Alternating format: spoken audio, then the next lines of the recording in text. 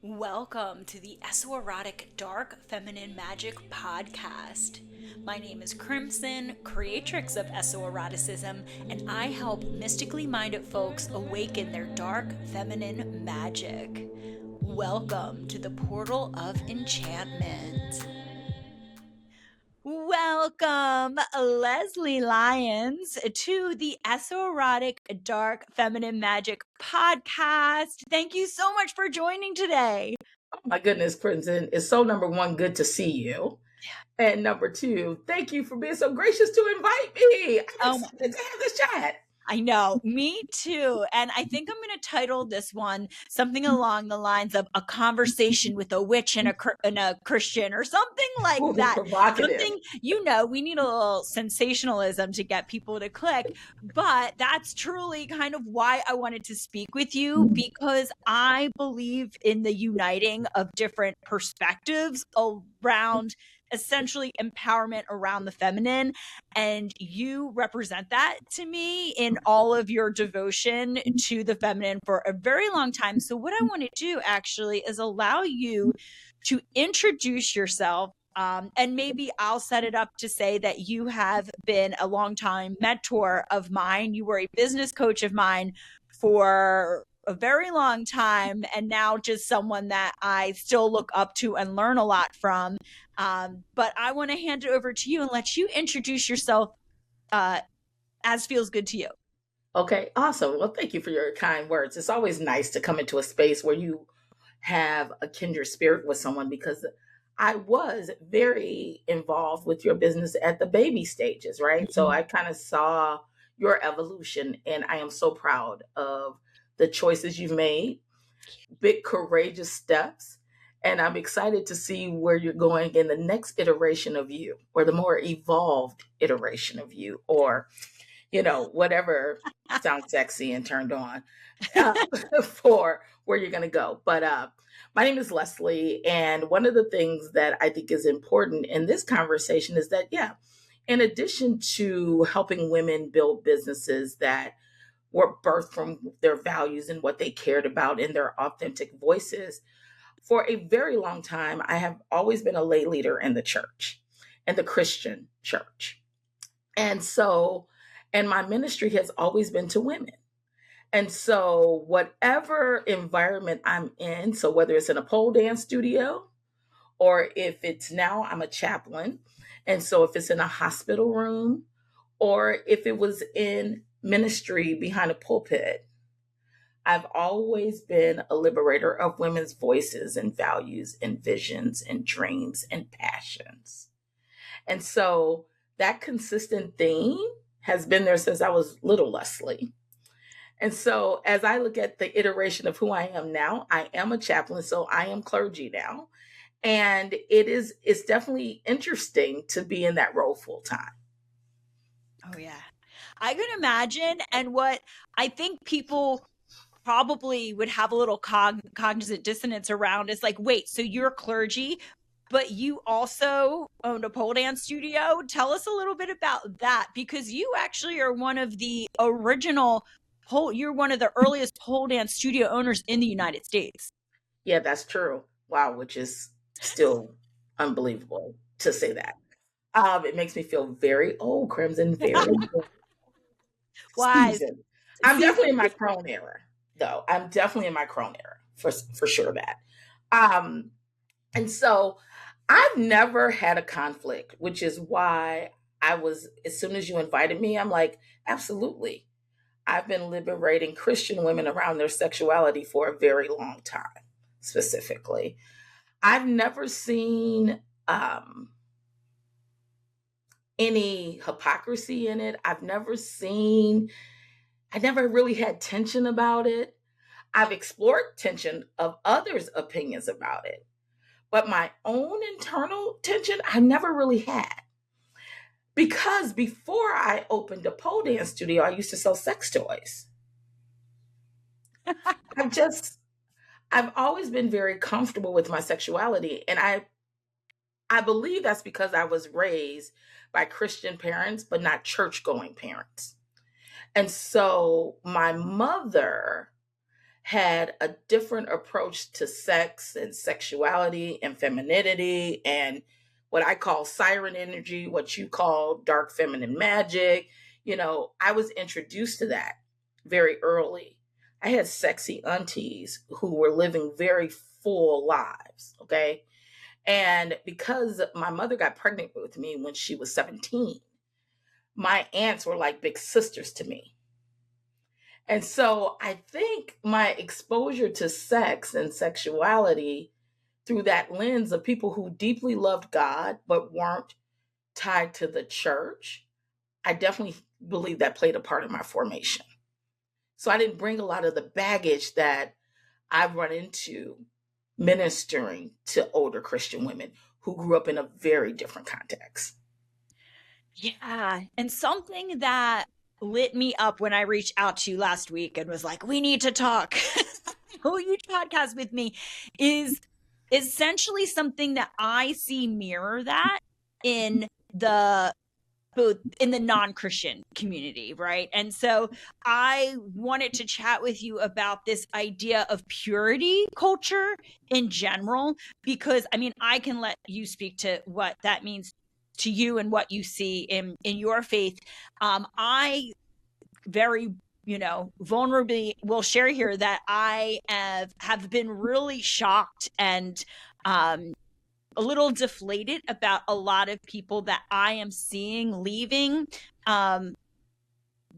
magic or self-proclaimed witches. I'm seeing it's mostly a lot of people actually from New Age versus witchcraft, which I differentiate from.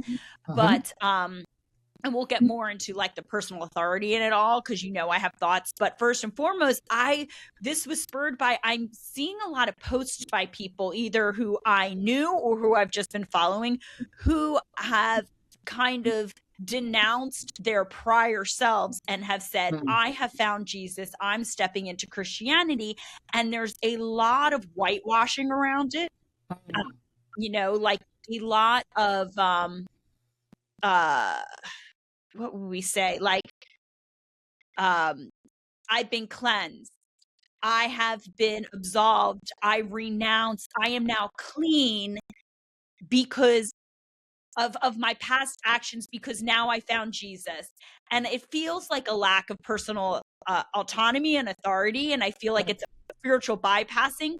And it was probably reflective of the spiritual bypassing they were experiencing in New Age, and they're just carrying it to a new faith without looking at the underlying meaning behind it all. Like, I just have an issue with purity culture and cleanliness and whiteness in general as being superior, and I'm seeing it. And I think a lot of people denounce their sexuality or become very sexually submissive to others in the name of that. Wow. That's a lot. That's a lot. Yeah, let me sit with that for a minute. I'd like to define a couple of things. So I would definitely like to hear your definition of purity. Yeah. I also am getting hints of when you say whiteness, you are thinking of whiteness as a construct and not whiteness as a race, but a whiteness being a construct, purity, patriarchy. So that's kind of what I'm picking up, but I want to be clear. So I'd love for you to define that for me. Both. So I have, I speak a lot about the dark feminine, and I speak a lot about how like the darkness is not bad or evil, and how when we assign that subconsciously, we're assigning that to people with melanated skins, right? And so I do believe that there is some kind of like white supremacy. I know it may sound a little extreme, but a little white supremacy attached to this purity culture, because purity culture, as I experience it, is that anything that is essentially it's a deemed morality, like you are more moral and therefore more worthy, as assigned to being almost maiden-like, being harmless, being separated from pleasure, being a servitude to it, and a righteousness. Like there's a moral righteousness of like, well, sex is bad.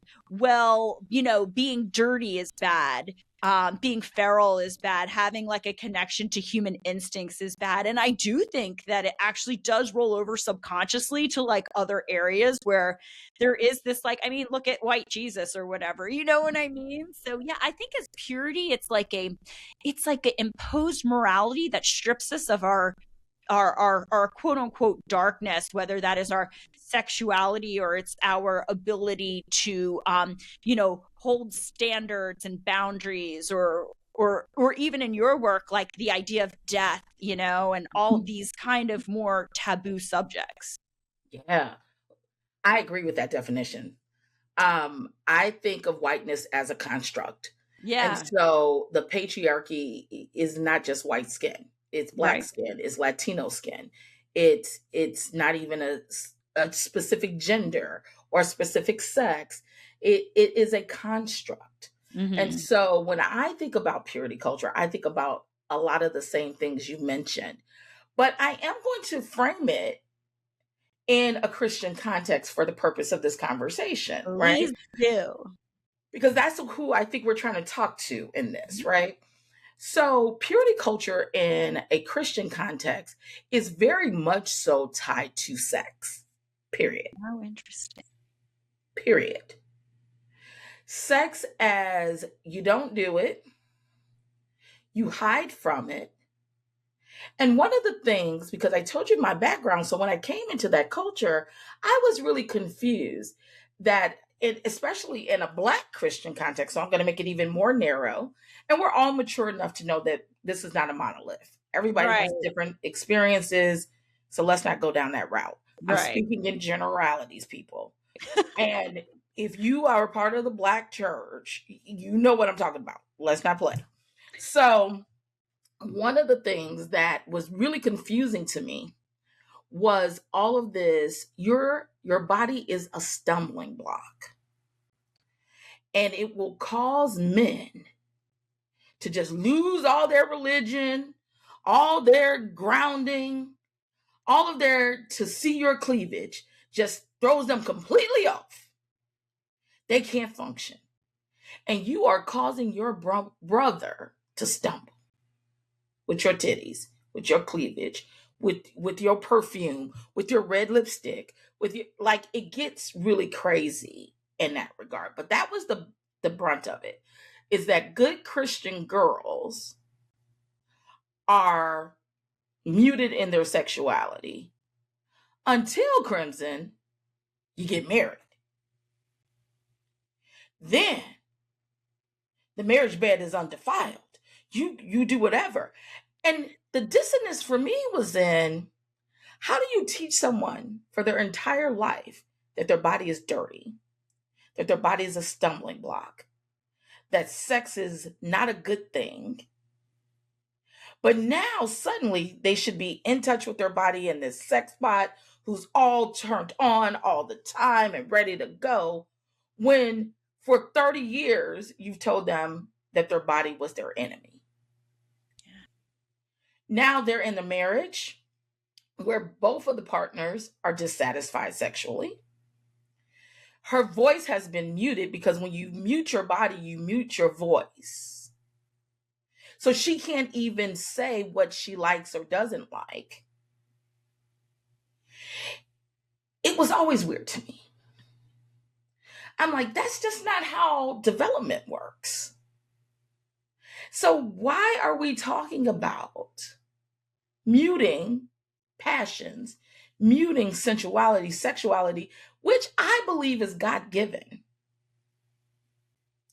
and then have an expectation that suddenly when she's married, all of these things are just going to come to life? And my big problem with purity culture is that the responsibility always falls on the woman. So she's blamed when she's single. She's blamed when she's married. She's blamed when she's widowed. She's blamed when she's divorced. It's always on her. It's a culture of shame. So when I think of purity culture, a synonym is shame for me. That lands.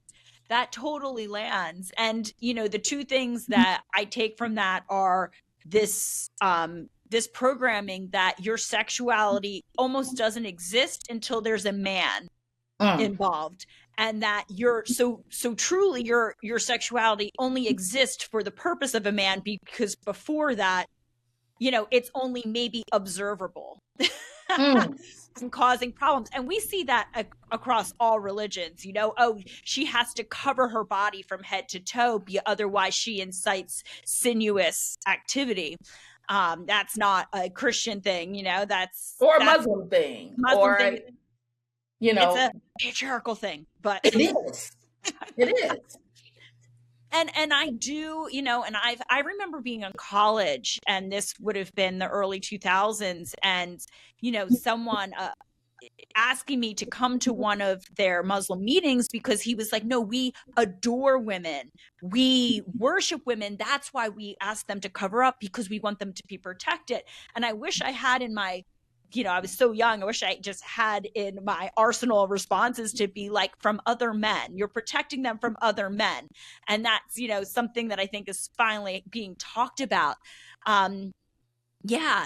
And this other part, so this exists in, I see this, I'll say how I see it in the New Age, or how I see it, in the mysticism, which is this idea that, again, to me, it's a worship of maiden culture. And Mm. this idea of, when you picture, a spiritual woo-woo person, they're wearing whites, they're in a caftan in a meadow, and they're spinning around, and like everything happens on the astral, especially like it's almost like, oh, my spiritual evolution happens because I can escape the body, because I'm meditating out of it, or I'm, doing this astral work and that stuff. It's like, again, it's an avoidance of the humanity and of the earthliness. And I think that we don't need to justify everything through like spiritual approval. Like we can have, like, we're here on earth. To Mm-hmm. just try to deny our earthliness as like a bypassing of like, I'm spiritually superior now because I don't have temptations, I don't need pleasure, I don't need earthly experiences, is so like controlling and so bypassy. It is. And what's interesting is what you're naming about this disconnection from your body, period. Like you're this disembodied. So the astral projection, the like you have to be disembodied Yes. in order to be spiritual. Yes. Which is Yes. so weird, because in the Christian faith, our entire faith is about a spirit that took on a body. Yeah. And isn't it interesting that I hear a lot of, oh, that's the devil. Anything that tempts, Mm. right? Like, oh, that's temptation, that's of the devil. Mm. And you hear that a lot, not that like, oh, that's because you said God created my body, my sexuality, my pleasure. So you would think, oh, this is of godly influence to experience that. But no, it's been reframed. Oh, that's of like a devil influence. You have to fight it. That is so funny to me, because, and so I'm not getting really deep into this. If somebody Yeah. wants to talk about this, who's a Yeah. Christian, who really want to go deep, they can contact me. But it's so important that we understand and study the original languages in my sacred text. I'm speaking to Christians who subscribe to the same sacred text, not the same interpretation though, but the same sacred text. When you look at the original languages, Hebrew, Koine Greek, to describe these words, it would challenge a lot of these thoughts just from the get-go. In Christian circles, there's a lot of talk about flesh. And in my natural humanity, I think about flesh as something that I'm touching. But in the Greek, we know the word soma. Mm-hmm. Somatic, soma, body, is not the same as flesh, which is a spiritual construct, which is where sin comes from in our tradition. But because people don't understand the original language around it, they think that their flesh, when there's condemnations in scripture about flesh, they think it's their soma. Not here to shame people, but encouraging people to study, right? so that you can have some freedom around it. So going back to the fact that, and just one other thing I'll throw in there from an eschatological point, the end of things, right? As a Christian, we believe that my body, my spirit, when I die, is going to be rejoined with my body. We are not disembodied, floating on clouds. You're coming back to your body. It's going to be a glorified body, but you will have a body. For those who believe in Jesus, he's not a disembodied spirit even in heaven. He has a body. So if my Savior has a body, why would I be demonizing my body? He's resurrecting my body. It's such a weird thing for me, but I know it comes from people not truly understanding what they read and what they've been taught. So I don't blame people, but I do encourage people to examine it for themselves. Your body is your friend. I tell people all the time. So when people try to get flip with me and say, something about pleasure or whatever, I'm like, you realize that science has proven that the clitoris, it has 10,000 nerve endings in the clitoris, and it has no other purpose in your body but pleasure. So you want me to tell the God I believe in gave me a clitoris with no other benefit to my body, but he doesn't want me to have pleasure? Get out of here. That's crazy.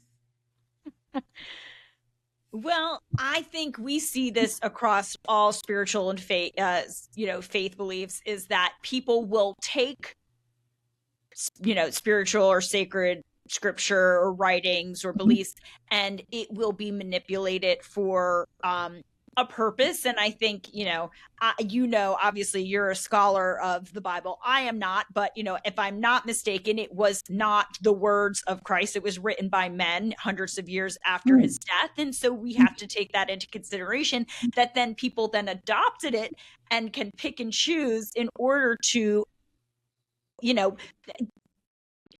create structures of morality or control around populations. And I think it's up to people, that's why I wanted to have this conversation, because it's up to people to, like you said, study and really understand the meaning and the purpose behind things, instead of just being preached to and out of fear or repression or oppression. Man, that's so true. In terms of, I'm going to give some resources for people who are interested in exploring this on their own as well.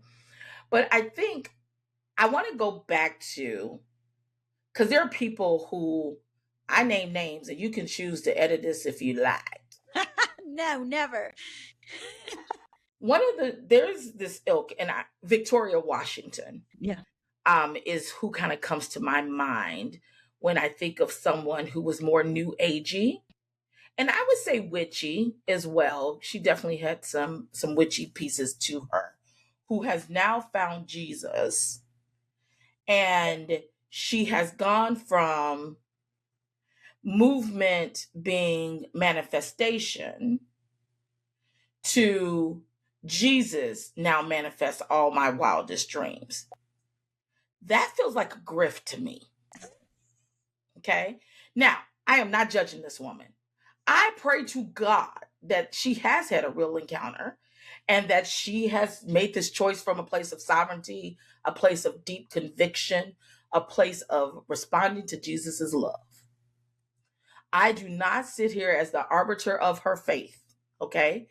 But I do go, what a shift, friend.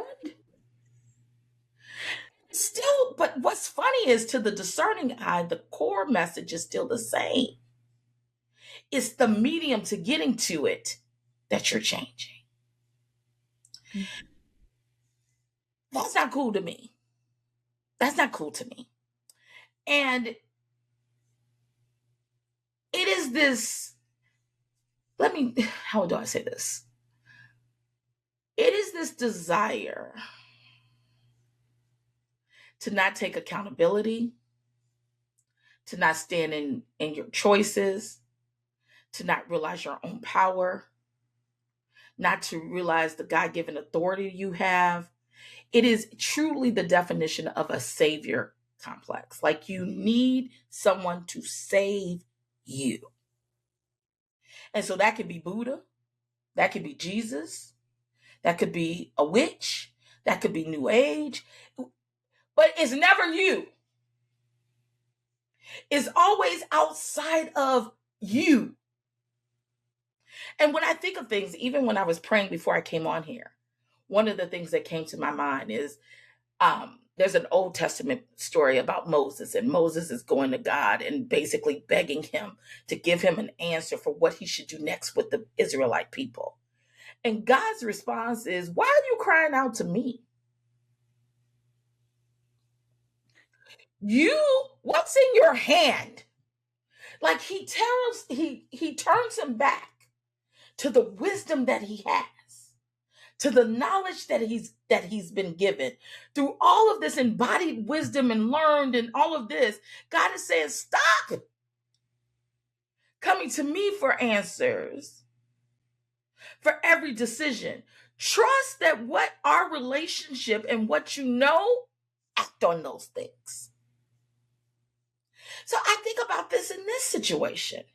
There is embodied, lived experience that you have that is a tutor to you, that is wisdom to you. Stop trying to in Christianity, we call that fatalism. I have no responsibility in my life. Everything is left up to God. I don't do anything, whether good fortune or bad fortune comes to my door, that's up to God. And that is not how God works in scripture.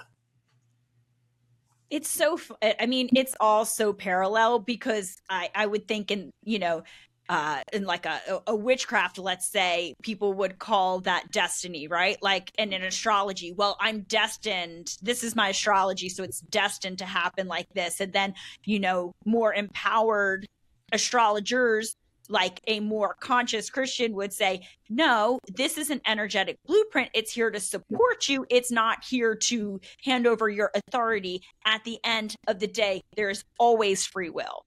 And that there, the religion or the faith or the astrology or whatever is meant to support you in your earthly,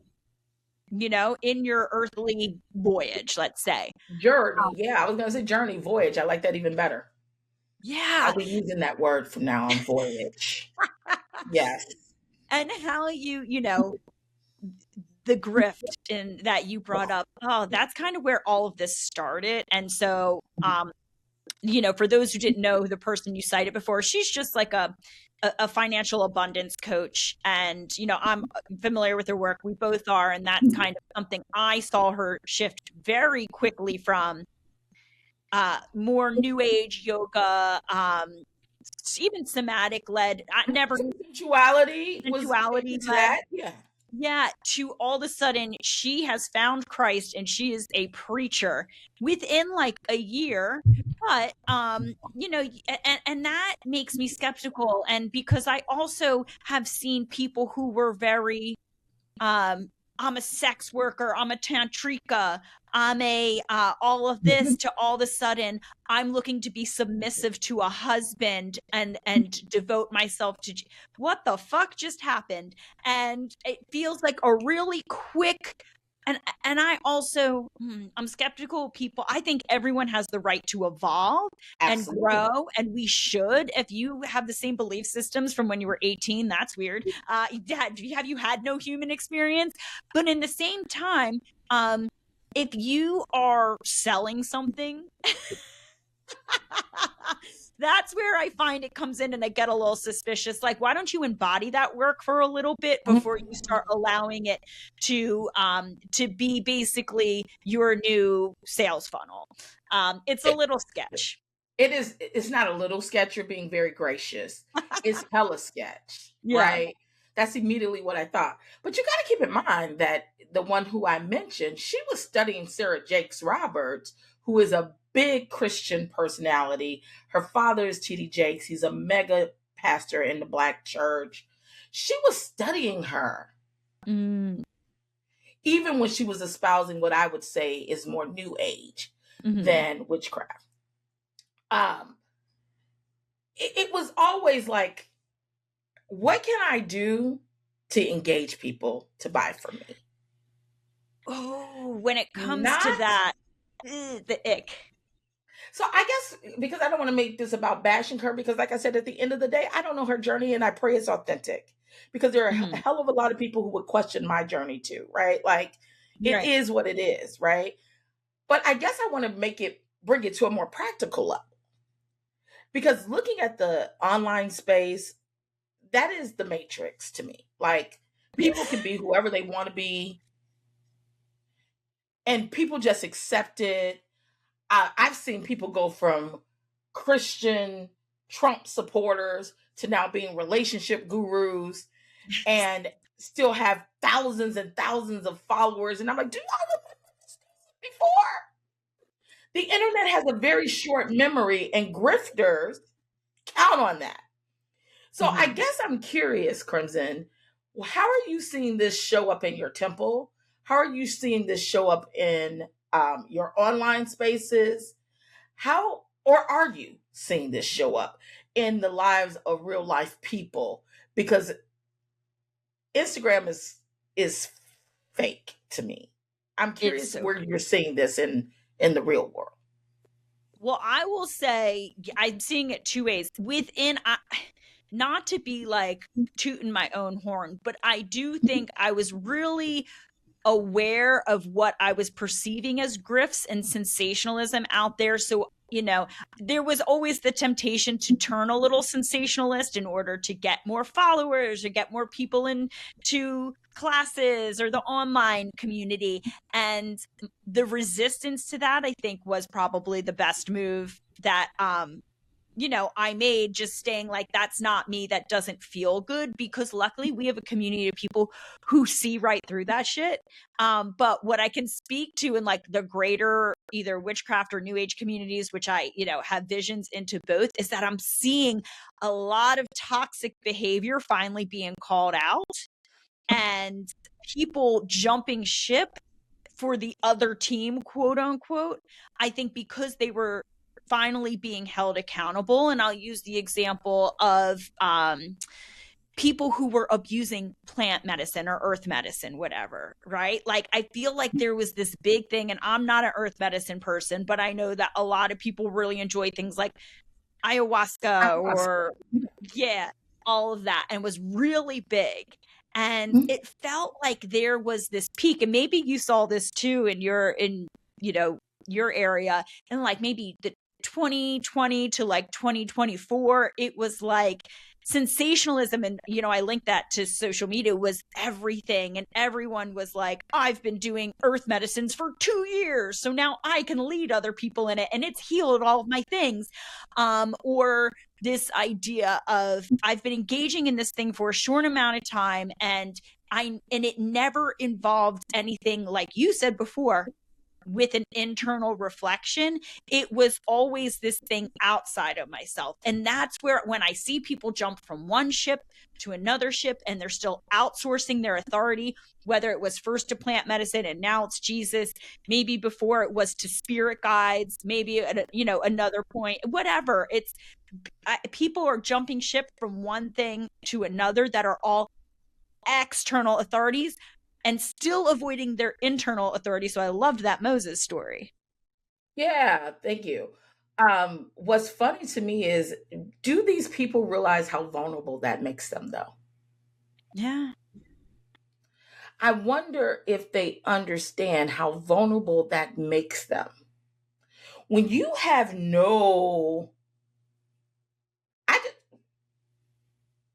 when you have no connection to your body, to your emotions, to your sensations, you are very vulnerable to whatever comes your way.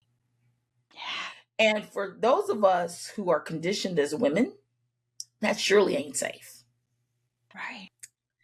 It is not safe. Like you said earlier, You're protecting girls from men, right? And so when you get disconnected from that, because your intuition, your knowing, whatever you want to call it, when you get disconnected from that, you're easy to control. Yes. And that is always the goal of people who don't have your best interest at heart, is to control you. So if I can control you with Jesus, great. If I can control you with plant medicine, great. If I can control you with spells, fantastic. As long as I can control you, that is what the system thrives off of.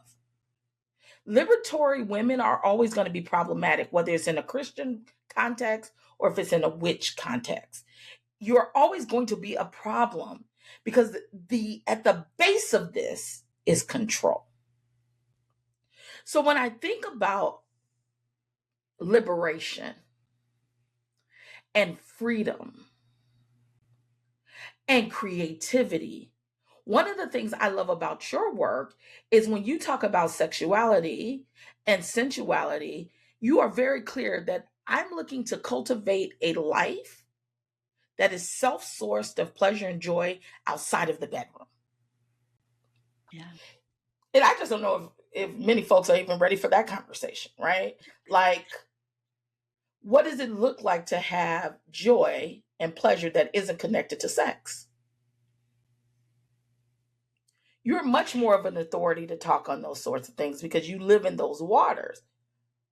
But it's something about a self-sourced woman, is what I call it, being self-sourced, that makes you highly attractive to whatever it is you want to call in. My mama used to say, God bless her soul, but my mama used to say, men can smell desperation. Oh, yeah. And I believe it. I believe people can smell. And that's when we talk about these grifters, right? They can smell how desperate you are to make money in your business. They can smell how desperate you are to find that life partner. They can smell how desperate you are to secure your financial future, whatever. They can smell it. And predators prey. That's what they do. So if you don't want to be taken advantage of, if you don't want to be vulnerable to every evil, vile thing, label it what you want, you must become self-sourced. And that starts with connection to your body and your emotions. It's really that simple for me. And one of the things when I was in seminary, one of the questions that I was taught to ask from one of my professors is, who benefits from you believing this way?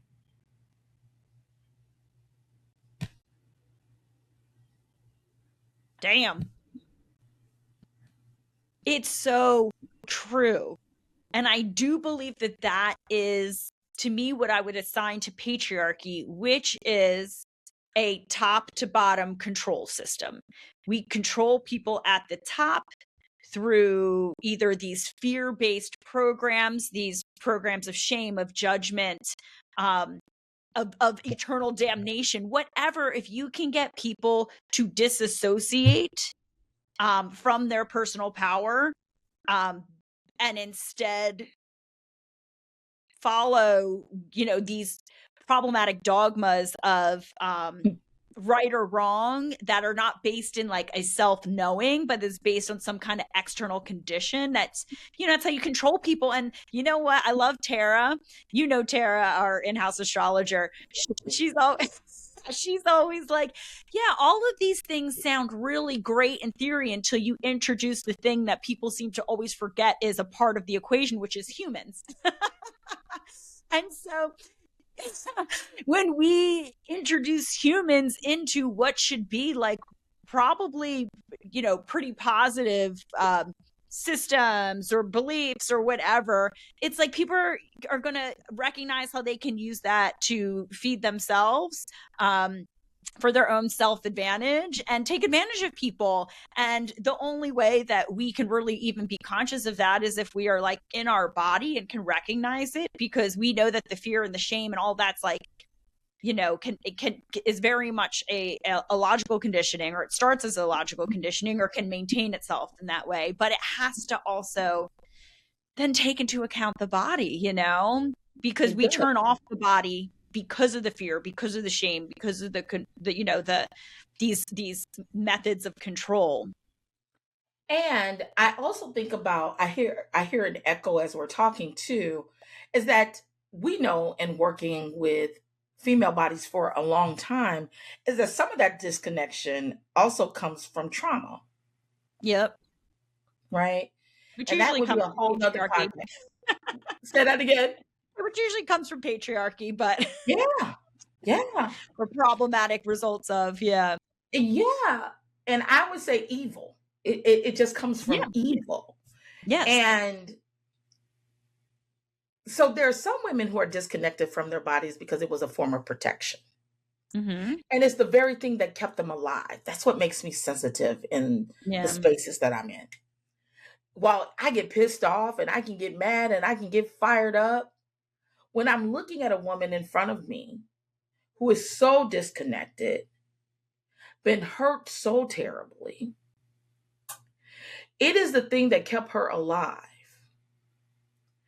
But here's the thing that is also very prominent in Christian faith is this resurrection, this rebirth, the fact that you need to be born again. Oh, yeah. Cleansed, purified.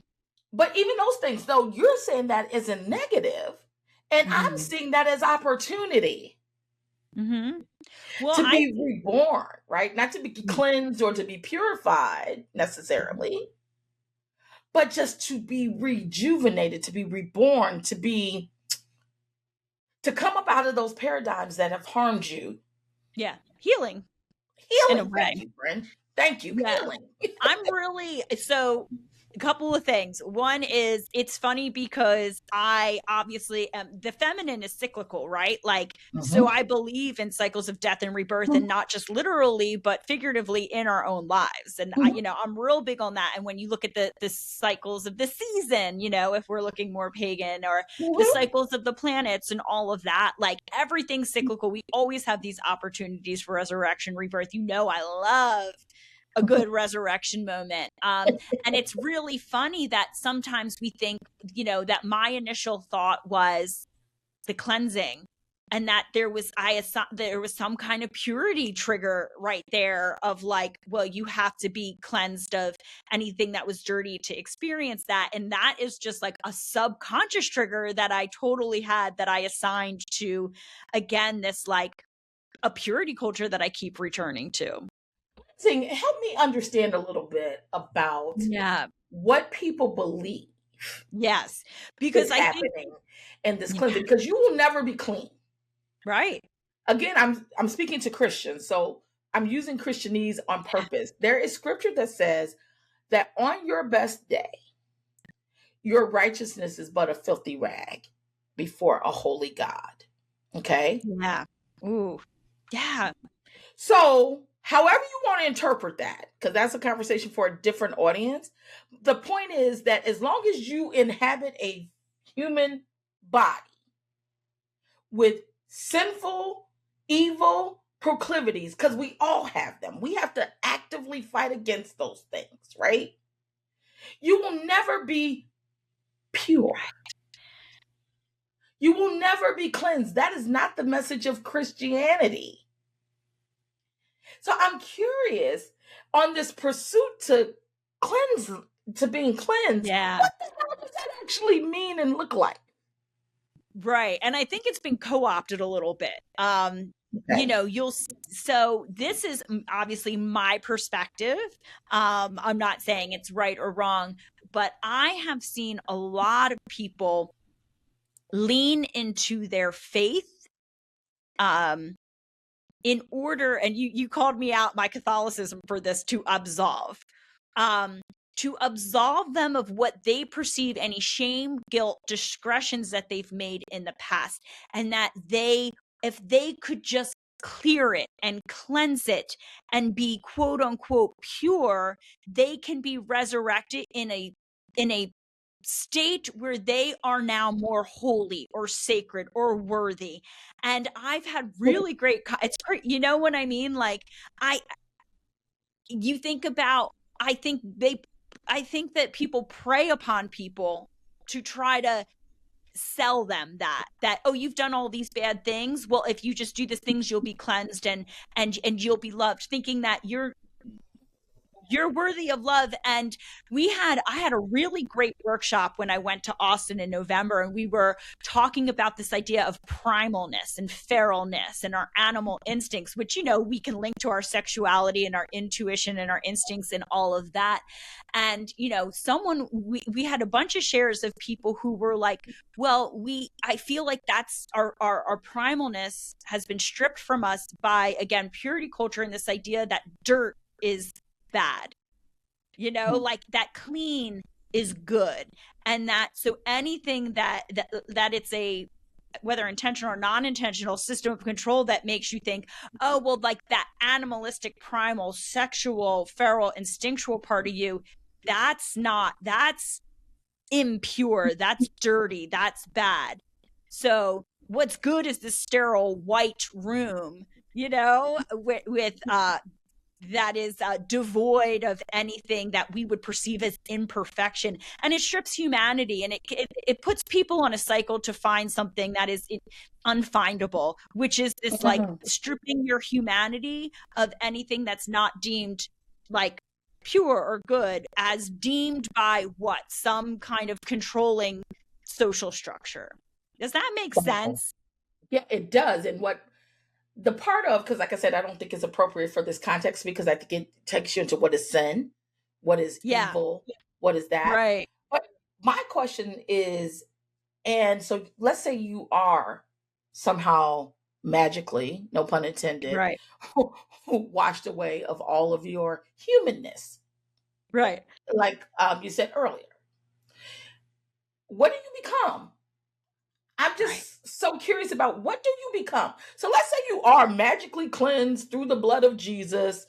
You are clean. What do you become? That's the part where I'm lost. I And what know. it sounds is you become more judgmental, you become more superior, morally superior, you become the very thing that Jesus preaches against, which is a Pharisee, a hypocrite, who sees themselves as somehow more holy, more morally, and I wrote down, more worthy of love, because you've kept all the commandments, you've done all the things right, you've done all these things, but you've foregone the more weighty things that really matter. And so I would pray that at the end of this, that people stop seeking perfection and seek alignment. And what does that look like for you?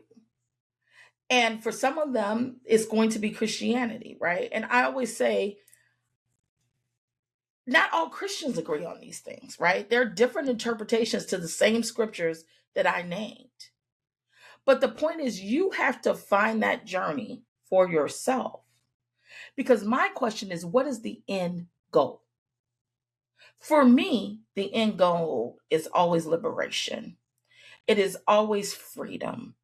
It is always the ability to make choices from a place that you can go to sleep at night with your booty out and the fan on your ass, and you feel amazing because you lived a life that was in alignment with what matters most. And I guess this is a conversation for another day, but I just wonder how many women actually even know what they really want. So you go to these systems, again, you outsource it. Tell me what I should want. Tell me what I should care about. Because it takes work. And when we think about darkness is a very scary place. Look, I'm scary. Don't put me in no dark room.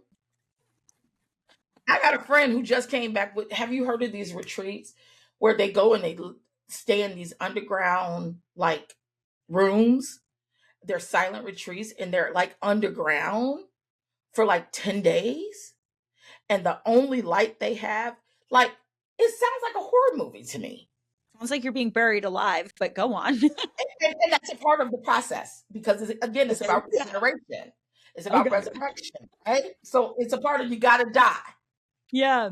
buried kind of a thing. She just got back and I haven't spoken to her, but I saw her Instagram post and I'm just like, friend, What? that sounds like a horror movie to me. But it's truly, for me, you can't be afraid of the dark. We were formed in the dark, meaning intrauterine is a dark place. You can't be afraid of the void. And I think so many people are afraid to do that work because the dark can be a very scary place. And they don't trust themselves for all of the reasons that we shared in this. To be able to go to those dark places and survive. And not only survive, but thrive. So am I saying you need to go stay in a tunnel underground for 10 days to do that? I'm claustrophobic. The answer is no for me. But for her, for my girlfriend, she needed to have an embodied expression of that. Mm-hmm. Right? And so that's what I offer to the women and to the people, to the humans who listen to this, is if you want to find out who you are, and the quest to freedom is on the other side of going through the dark.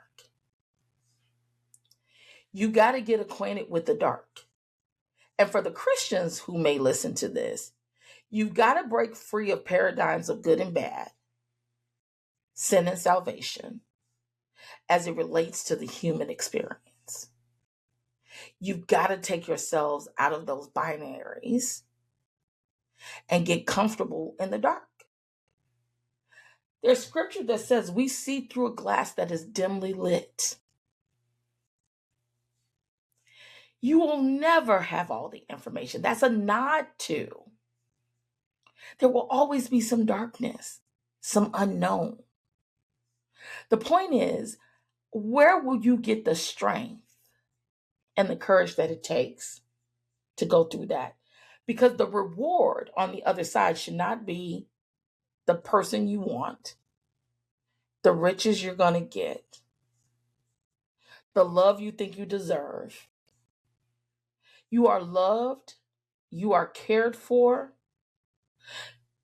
because you exist. And the things that we are seeking outside of that is going to keep you on a rat race. And I go back to what my professor said, and who the hell benefits from that? It literally, like, and this is why I was like, we need to have this conversation because we need to, like, put out there how freaking aligned we are despite our separate faiths. Because to me, you just put so beautifully words to the reason why I study the dark feminine and I work within the dark feminine. The dark feminine is just the hidden aspects of ourselves. And people try to run from that and avoid that in the name of, I guess, what I've been calling purity, but it's really avoidance, right? Or it is like a bypassing of the human experience when really, that's why, in the multiverse and in the work we do around esotericism, it's about getting comfortable in the darkness, which is not bad. It is what you said. It's the unknown.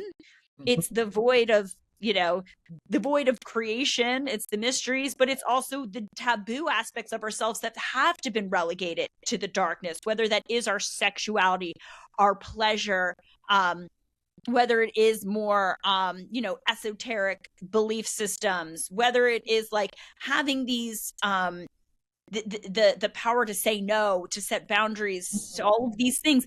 To me, these are all aspects of the dark feminine, but we avoid them out of fear. And instead we keep seeking what I am, referring to as like a purity or a light feminine and all of that. When you're denying part of yourself, you're denying your humanity, your full power and potential, that is within the darkness. And it reminds me of, I always kind of see tarot cards as we talk about things. And the biggest lesson in the 9 of Cups in tarot, for example, the 10 of Cups is when you are completely like emotionally fulfilled. You see them with a happy family.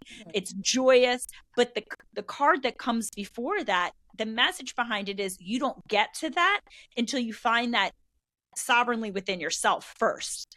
So you have to find love within yourself first. You have to find satisfaction and joy without it being contingent on someone else's approval or acceptance or influence. And to me, that's like a huge part of, the Fool's journey and the tarot journey.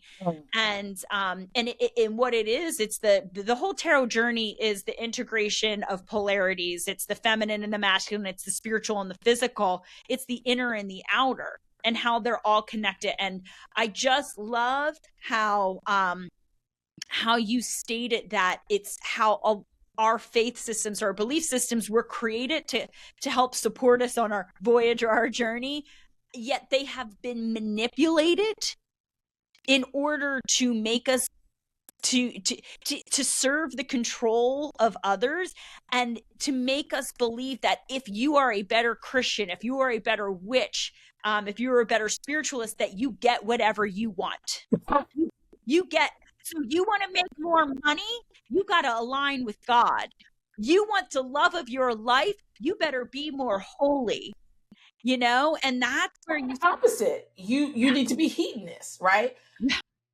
Because I'm a truth teller, I need to bring this up. Yeah. I saw one of your posts, and I'm not quoting it because I didn't bring it up, but it made me a little itchy.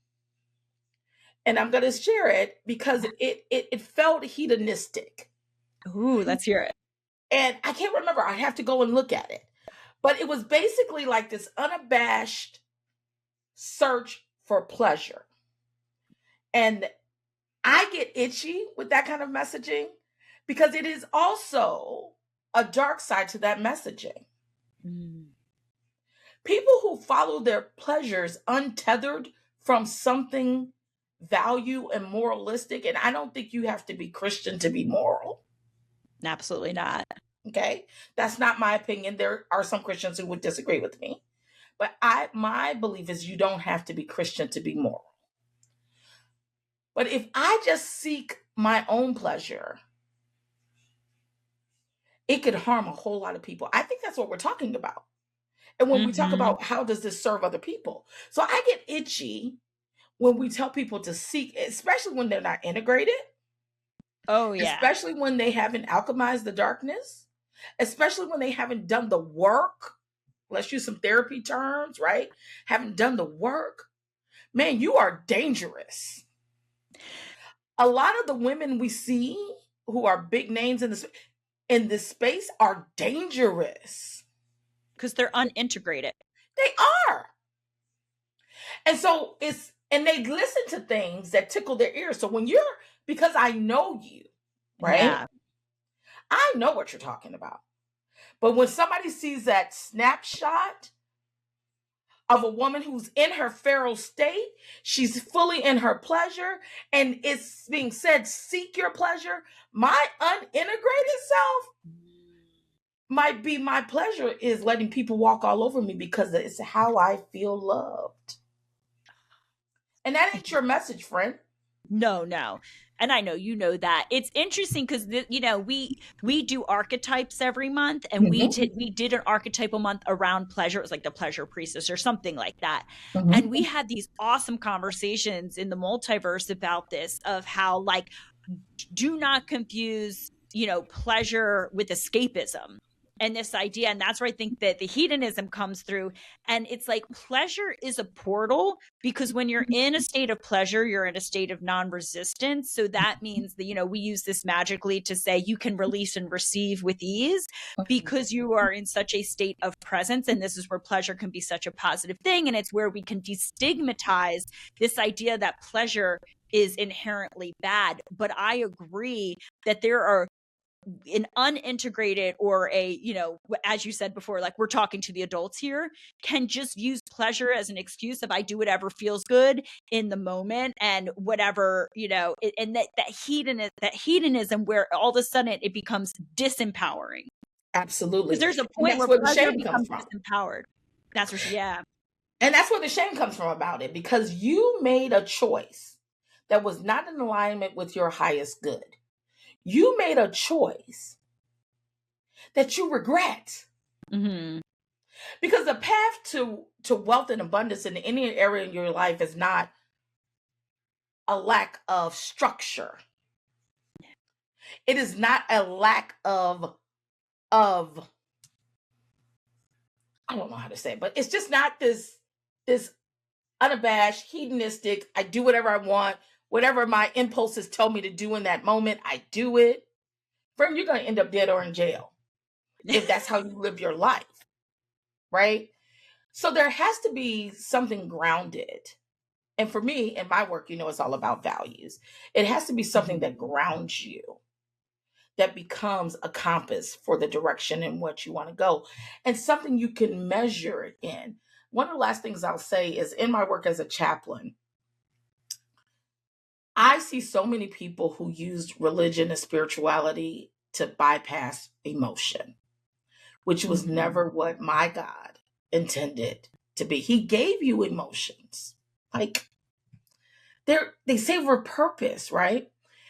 And so a lot of it, I am spending trying to get past that to see what matters most to you now, so you can live the days you have left with as much peace and clarity as possible. People who live their lives suppressed, whether it be by religion, by trauma, by circumstances, by whatever, will always remain a prisoner. And I serve a God of liberation. He came to set the captives free. The question becomes, free to what? And that I leave with your audience to discover themselves. There's a couple of people who I'd like to anchor some resources in. Of course, they come from a Black tradition, because I'm a Black woman. So there's that. The first I would say, and her book, I pulled it out, is Courtney Bryant. She's now Dr. Courtney Bryant. And the book is Erotic Defiance, and is Womanism, Freedom, and Resistance. This is a seminal work. I feel like she's picking up where Audre Lorde left off with the uses of the erotic. And she's bringing this fourth wave of womanism to the conversation, and really just raising the conversation around touch and pleasure to another level that I think Audre Lorde would be proud of. So Courtney's work, Erotic Defiance. Then Red Lip Theology by Candace Bimbow. And then Sensual Faith by Levon Briggs are the three books that I would suggest to Christian women, but specifically Black Christian women, who want to start talking about what does it look like to live a sensual, pleasure-filled life from the vantage point of a Christian. What does it look like? And here's what I tell people all the time. You don't have to agree with it, because again, that's control. If someone's coming to you saying you must agree with all these things in this exact way, that is not Christ. There's so many things where our walk with Christ is communal and individual. There are things that would be considered sin for me that would not be considered sin for you, Crimson. And that blows people's minds. But that's also because they don't understand what they're reading, because it's very clear. There's an individual walk that you're on. And God sees the end of a thing, is how I look at it. And so, me doing something, a liberty I have, like, let's use something that's not sexual, let's use it as drinking. I have some friends who cannot drink. And it's not because they don't want to drink, but they have a history of alcoholism in their family. They have addictive behaviors that run in their family. And for them, drinking could turn them into an alcoholic because they have a predisposition genetically to addiction. And I'm sitting here with a glass of wine, like, girl, what's a glass of wine going to do you? I don't know, because I don't see the end of a thing, right? It's the same thing with these sorts of things. So I really hope that these women start saying, what is God speaking to me in my specific journey about the person he's calling me to be? And I can assure you this, it's free. It's liberated. It's loving yourself and your neighbor. I wish them well on that journey, friend. And stop. Yeah.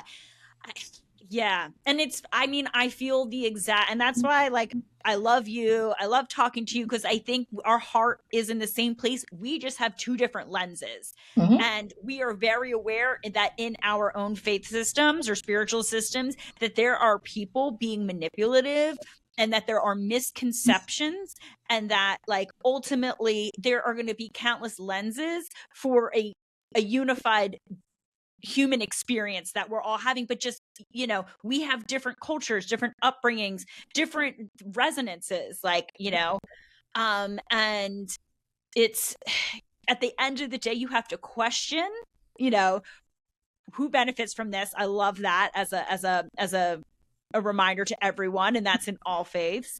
And is your spiritual system, is it liberating, or is it controlled? Is it controlling? Yeah. So Period. yeah.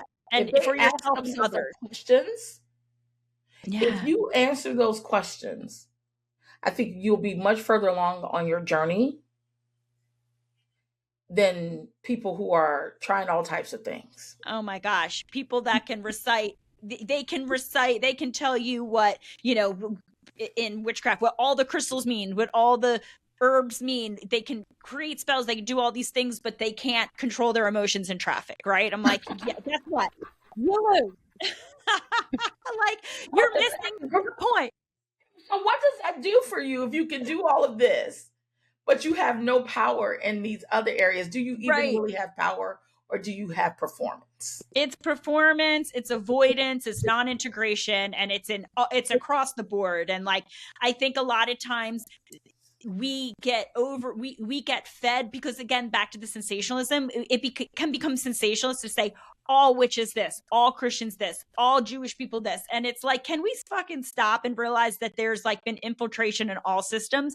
Yep. In order to suit, like, some kind of controlling hierarchy, and that, like, ultimately it's us as individuals, and it starts from within ourselves. If we really want to, I love it, liberation, that's going to be my thing. If we want to liberate from the bondage, and I think, like, hate and oppression and repression are all forms of bondage. So yeah. If you want to be free, you can't be controlled. Yeah. And you see it around everything. And I just think one more thing I was thinking when you were talking is that, because I feel like that's the end goal for the work that we do, is I want you to live a fulfilled, fully satisfied life. Mm-hmm. A life that you are proud of, a life that other people look and want to emulate. A lot of my work in chaplaincy now and spiritual direction is around legacy. What do you want to leave? How do you want to be remembered? Are you in alignment with the things you say you want to be remembered for? Having a turned on life, I was talking to, and I know she won't care if I say her name, Nia. And we were talking about just why women are so freaking mad and angry and depressed and just pick an emotion that is not serving them. A lot of it is because you lack creativity. You find no joy in anything. You want a promotion at your job? The key to it is creativity. Where Which does is sexual creativity come? energy, by the way. Sexual energy is creativity. Wait a minute. And what's so funny is I had a priest, a Roman Catholic priest, say to me, we were, because to become a chaplain is very similar to becoming a therapist. You have all these these supervision hours that you have to go through. And you are brought together with people from different faiths. So chaplains are not just Christians. They're witch chaplains, they're pagan chaplains, they're Catholic chaplains, like, because we see spirituality separate from religion, right? Well, this was a Catholic priest, and he came in and he had created all this stuff for his parish. Like all these different writings and all of this different stuff. And I was like, Father so-and-so, when do you get the time and the energy to create all this stuff? This is beautiful. He's like, well, I'm not having sex. He was like, so sex is my source for creativity. So it needs an outlet. So if I'm not having sex, my outlet is through my creativity. I mean, is he an esoerotic priest? Because esoeroticism is accessing sexual energy outside of intercourse, because we recognize that it is our life force, our creativity, our magnetism, our directed passion. Like, people cannot conceive, and I love it. And like, wow. Devout Roman Catholic priest who understands that he must have an outlet for his sexual energy, and it is a creation force. And it doesn't mean creating and procreating sexually. He has created beautiful liturgies, beautiful documents for his parish.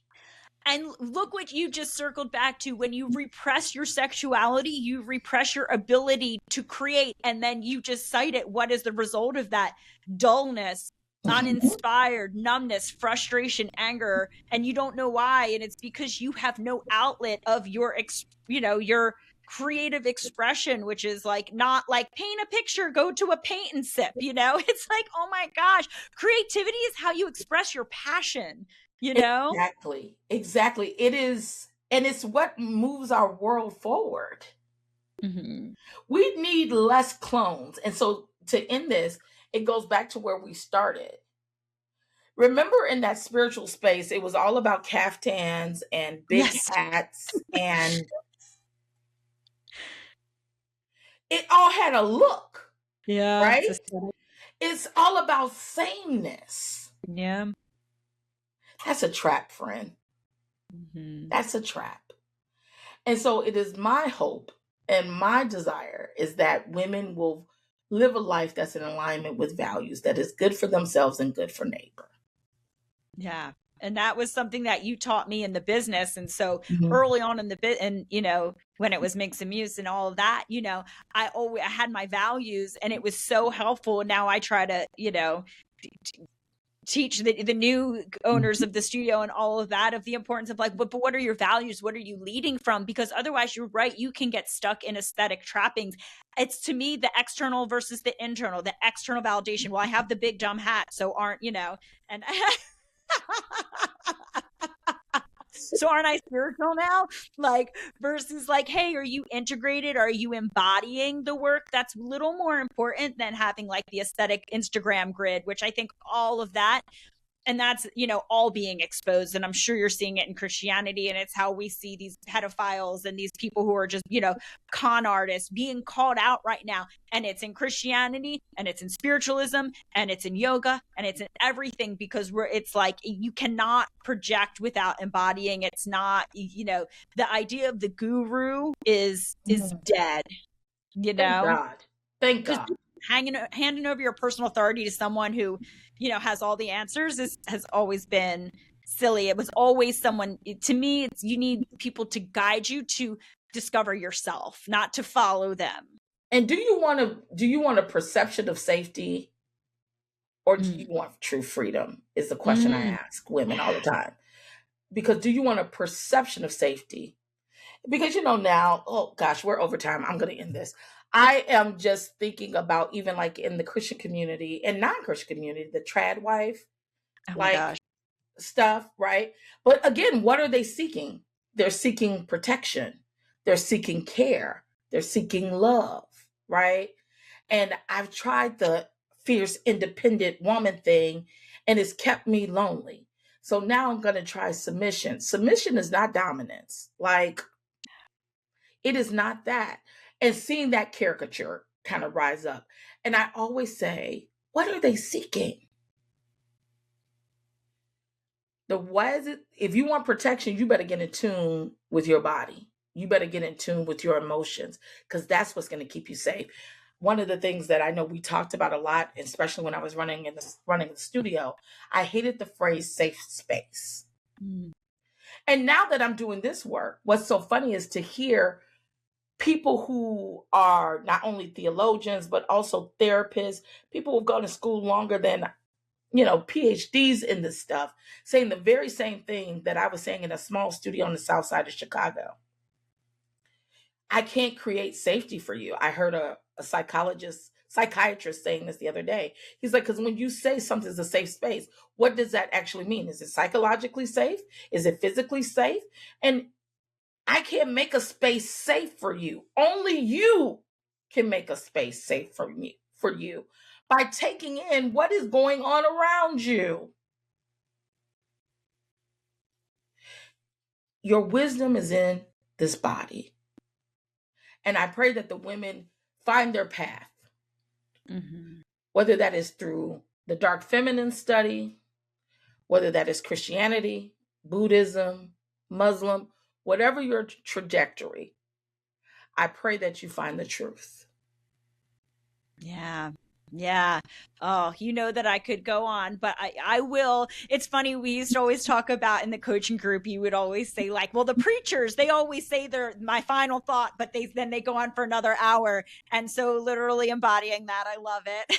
One final thought. And it's like, you're in the pew, like still like 2 hours later, like, I'm sorry, the fire's still running through me. But yeah, I mean, I just think anyone who follows the work of esotericism sees value and sees truth in what you spoke about today. So thank you so much. And it is my hope to not be divisive in this work, but to be unifying and to be, really recognizing that there is I'm just going to keep going back to liberation, like even liberating yourself from the belief that it is us versus them. Fucking stop. This world is just proving of how problematic that is. And unfortunately, we're learning it the hard way, but I don't want to experience that through, the feminine and truth. Anyone that we brought up today, it was meant to be used as an example of like, because we also can't silence ourselves and just, see something that is obviously problematic and not speak up against it, with love. And so, yeah, I love it. Okay. Leslie. Yes. We'll wrap it up with the questions that I ask everyone. Okay. And the first is, what is a personal like mantra or affirmation or quote or something that inspires you on the daily? Oh my. Okay. Well, this is going to be the most churchy thing I've said this whole podcast. But for me, to live as Christ is to die as gain. To say that again? To live as Christ and to die as gain. Oh, as gain? Say, what does that mean? GAIN. Yeah. Okay. Wait, go on. Explain that a little more. Yeah. So for me, in layman's terms, it basically means that everything I do comes from my value of my relationship for Christ. So everything I do it for the glory of God. I do it for the glory of Christ. And when I die, that is when I get my reward. That is where I get my eternal reward. That is where I get all of it'll make sense why I did all of the things that I did. So Okay. it's Okay. really me taking a posture of everything I do, even being on this podcast, is to liberate, is to do the work of Christ on the earth. And then Got when it. you die,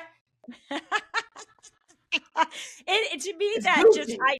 I take that like it's just a reminder. Everything you do is like with a greater purpose. Mm-hmm. Should be Mm-hmm. aligned with your values, Mm-hmm. and there is purpose to everything. Even we learned this with the swords and tarot. Again, it's Mm. like this idea that perceived obstacles or challenges or problems are really opportunities, and sometimes like blessings. And you just have to recognize that like we don't all of a sudden abandon ourselves in those instances. Those are the instances where actually it's the most important that you remember your values, your purpose, your all of that. So anyway, To put it into layman terms too, is if you aren't a Christ girl, and maybe you have a different understanding of the afterlife and those sorts of things, legacy. What do you want to be known for when you're no longer here in this iteration of who you are?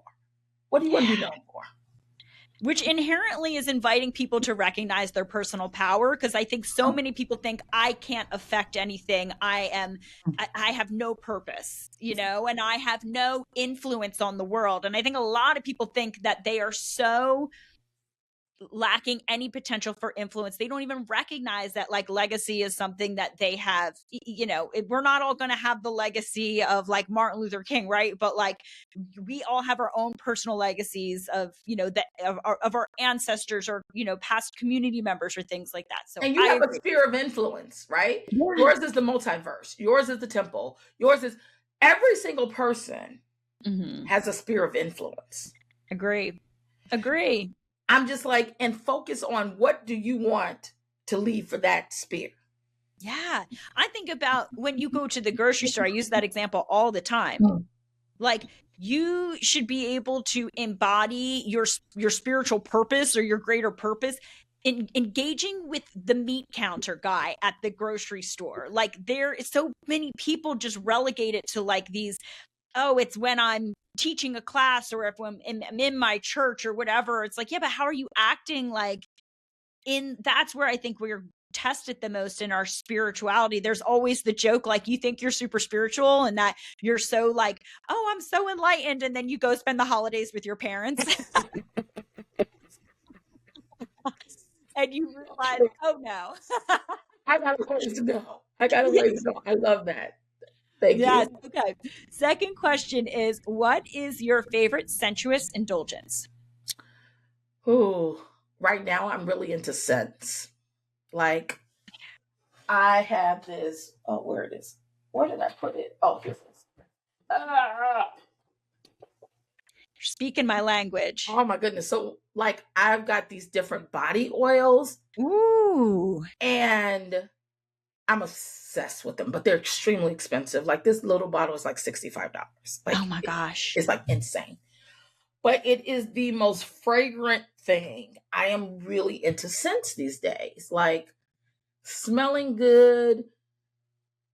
It does something to my spirit. Like it makes me more vibrant. I always tell my husband I turn myself on with it because I'm like, oh, you smell so good. You smell good enough to eat. Like, so yeah, right now is definitely scents, body oils in particular. I'm so here for it. And we teach, I have an esoteric awakening. It's like our Ah, introduction to esotericism class. And the question we ask is, what is something that turns you on that's not physical and outside of the bedroom? And my answer is always scent. Specifically, I love smoky, earthy scents because they bring out like a primal sacredness in me. I think, scents are so evocative. So yes, I will invest in a good scent over like a purse or a pair of shoes any day. So yes. It's something about it. Like I get a whiff of myself and I'm just yeah. like, it reminds me of my aliveness. It reminds me of my vitality because I am in my crone era, hard in it, right? And so that is the time where women often feel invisible, where Yeah. they feel like, oh, people don't see me or I'm not valued and all of those things. And it can turn into dullness, what we talked about. Yeah. Smelling that reminds me I'm alive and I'm inhabited and juicy women. Yes. Wait, okay, I know we're like almost done, but I just have to insert because I have heard about this is always the maiden, the mother, the crone. Mhm. And I'm hearing a lot of talk these days around the maiden, the mother, the sovereign queen, the crone. And Oh, this era of the sovereign queen, which is between the crone and the mother, where women or the feminine is of its most influence because it's no longer raising children, but it's not like it's still very active and influential. It actually is resourced. It's actually wise from life experience, but it hasn't actually gone into the crone, which is a little less active. And less active physically. yeah. And in terms of like, the crone is kind of like the sage where people kind of come to. And then the idea is like, oh, the sovereign queen is kind of like they're still kind of going out. It's kind of like, I think, what I'm starting to associate with, plus I was never a mother, but it's kind of like midlifers. It's kind of like Mhm. midlifers. And, there's a lot of talk about midlife and Mhm. perimenopause women and all of Yeah. that. I think it's like that phase. I'm not an expert at it, but look it up because I've been like, oh, what? That is so cool. We never talk about that phase. And I think it's like when women have the most power and influence. Uh-huh. Um, yeah. Okay. No, I have not heard that. I will definitely look it up. But I also want to just gently push back on something you said. Yeah. You said you are not a mother. That is a Right. lie. Okay. That is a lie. Because what have you birthed? That's true. That's true. That's true. Okay. Yeah. Yeah, you're right. You have birthed a lot of things that have made a major impact and a shift in our world. Going back to Oh, what's good for self and good for neighbor. thank you, boss, for saying that. Yeah, I'm like a mother has nothing to do with children as much as it has to do with what are you birthing. I like that. Okay. I like that too. And I like the idea of like, okay, you've birthed the thing, you've learned a lot from the thing. It's very interesting. Well, okay, we will move on because people are probably like, this is the longest podcast known to man. But so shout out to anyone still listening. We're so grateful for you.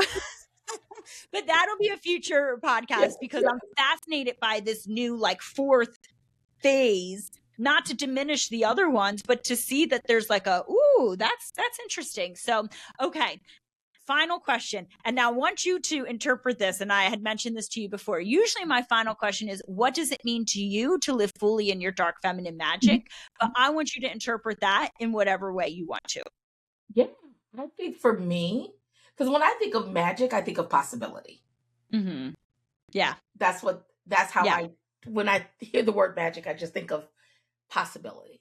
Mm-hmm. And so for me, there's something extremely intriguing and evocative and sexy and desirable about a woman who takes no shit. Yes. One of the things that I am always going to encourage woman folk to do in particular is to take up more space. You are big on that. I am like, when I was in the studio space and working with women in that way, one of the assignments I would always give women folk is something as simple as when a man is approaching you in the workspace, on the sidewalk, don't move. Don't move. They're coming to you, they're coming into your space. Just don't move. Stand your ground. And I'll never forget, one of my students was a pediatrician, which is, a respected field and not necessarily male dominated either. But she had an attending physician who she worked with, that there had become this expectation that whenever he came into the pod, that she would be like, oh, and move for him. After she took me up on that challenge of not moving in a day, he was walking around asking people, is she okay? She Is, kidding me? is she all right? Did something happen? that I'm not aware of, all because she just didn't move. Wow. Take up space. It makes you scary. And some of these damn men need to be afraid. They need to be petrified.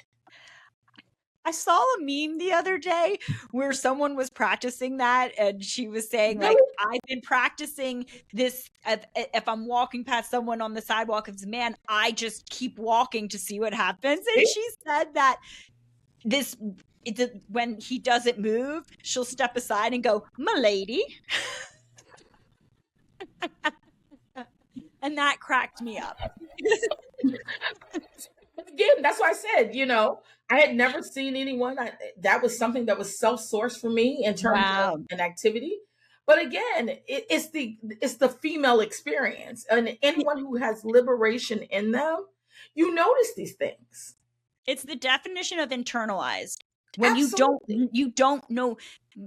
I've been really exploring that, and really this idea, because our archetype this month is the sovereign seeker. And that was one of the things we were asking is, what are you internalized? Like, you don't even realize that you're giving away your sovereignty. You're not doing it because you've been so programmed by just cultural conventions in one way or another. And it's fascinating where it's like, well, it's my job to move. I have to move. So that is how I stay in my dark magic, is by being slightly dangerous space and taking up space. Yeah, so, and not playing into diet culture. Oh my gosh, did I say it? I said it. Yeah, we could go on. But I had to end with that final jabby jab, because that is also something that I'm hot on. So Leslie, how would you like people, if they want to learn more about you or find you, what is the best way for people to do that? And I'll put it in the show notes. Yeah, I'm they can follow me on TikTok, I would say. Oh, you're on TikTok. Yeah. On there, I'm Hospice Chaplain Leslie, and I talk a lot about meaning making and dying on there, because Leslie D. Lyons, that page is just a hodgepodge of a whole bunch of stuff now. Okay. Because as I'm working on my doctorate, my time is very limited, but I would say Hospice Chaplain Leslie on TikTok is where I'm most active these days. Okay, I'll put it in the show notes. So awesome. Thank you so much for being so generous with your time. I know we went over what we had talked about, but we could talk forever. And this was like such an important conversation. So I love you so much. You've been such an influence in my life, and I'm so grateful for you. Oh, thank you, friend. I love you, and I speak blessings over you, over where you're at and where you're going. Oh, thank you, boss. You're welcome. You're welcome. Thank you for joining. Follow me on Instagram at crimson.minx and visit esoerotic.com to learn to live more fully and unapologetically in your magnetic power, sensual pleasure, and unlimited creative potential.